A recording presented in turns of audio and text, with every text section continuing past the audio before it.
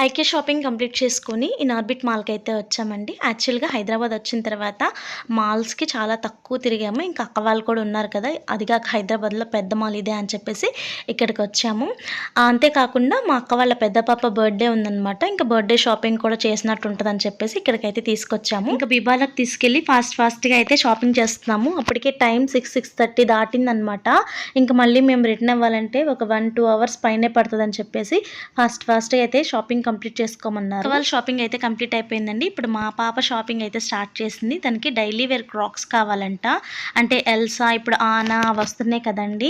Barbie గర్ల్‌వి ఆ టైప్‌లో cracks కావాలని చెప్పేసి ఒకటి సెలెక్ట్ చేసుకొని అవి తీసుకుంది. మాల్‌కెళ్ళాం కానీ మాల్ మొత్తం మేము చూడలేదండి. ఈ చెప్పుల దగ్గర, బట్టల దగ్గర ఇంకా హ్యాండ్ బ్యాగ్స్ దగ్గరే మా టైం అంతా గడిచిపోయిందనే చెప్పాలి. 6:00కొస్తే 9:30 అయిపోయింది షాపింగ్ కంప్లీట్ అయిపోయేసరికి.